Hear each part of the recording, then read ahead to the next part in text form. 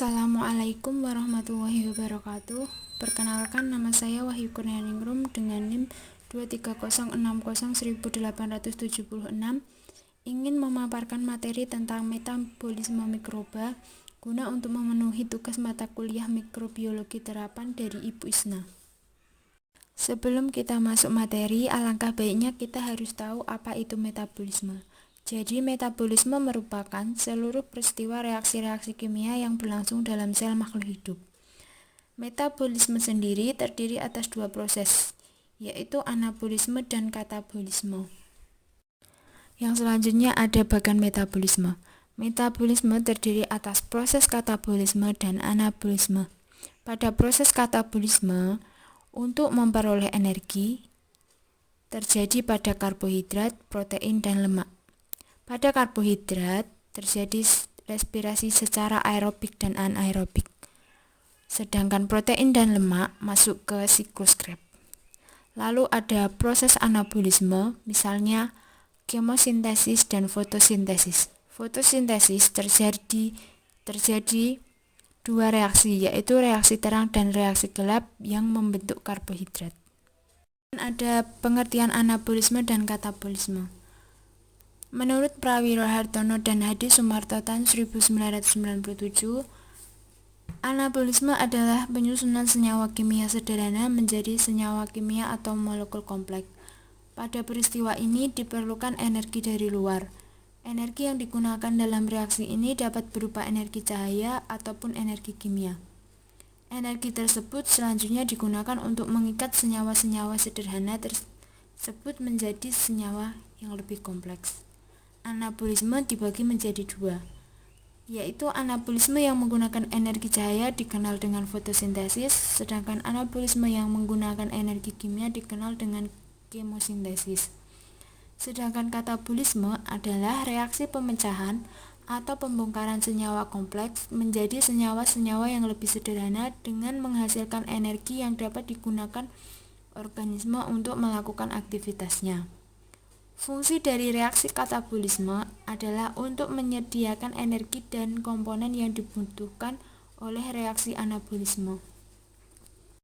Selanjutnya ada produksi energi oleh mikroba, respirasi, fermentasi, dan fotosintesis. Semua sel membutuhkan suatu sumber energi.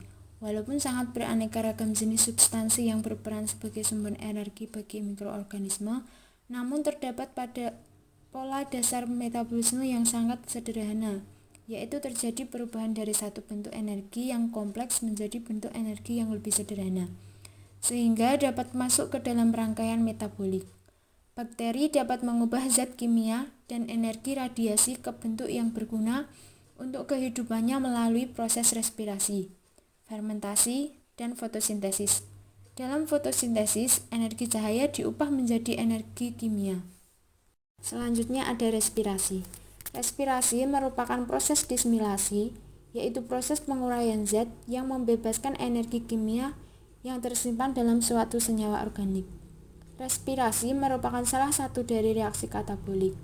Berdasarkan kebutuhan terhadap oksigen bebas, respirasi dibedakan menjadi dua macam, yaitu respirasi aerob dan respirasi anaerob.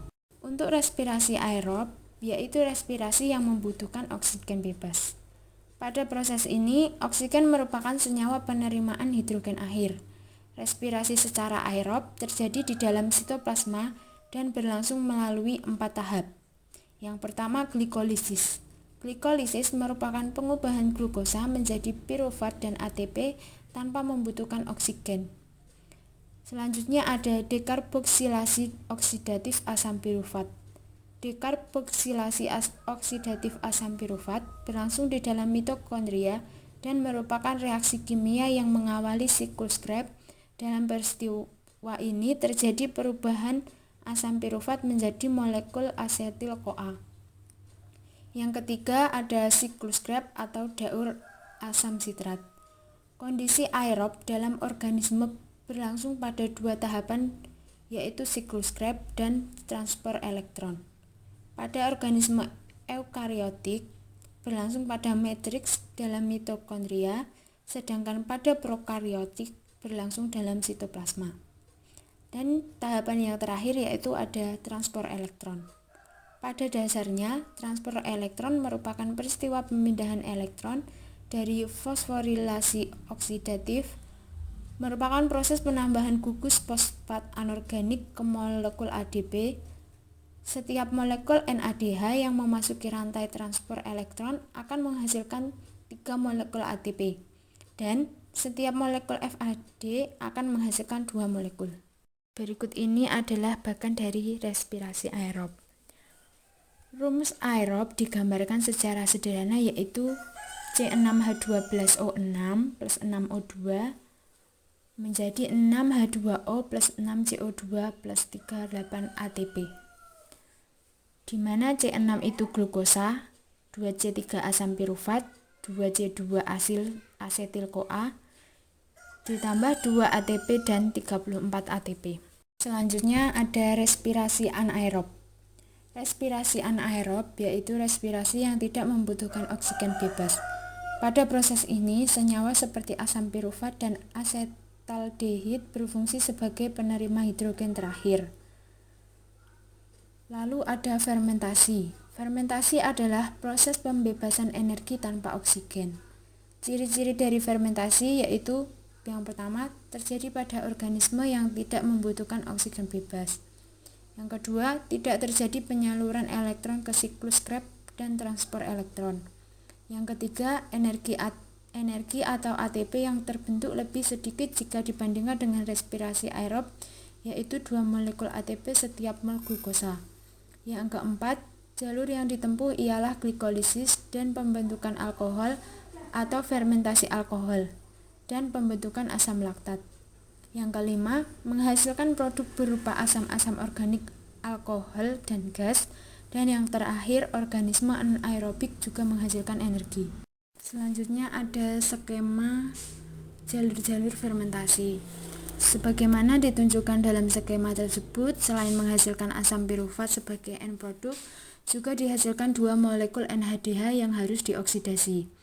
Tergantung pada tipe mikroorganismenya, asam pirufat atau CH3COCOOH di metabolisme lebih lanjut untuk menghasilkan produk akhir fermentasi sebagaimana ditunjukkan dalam skema tersebut.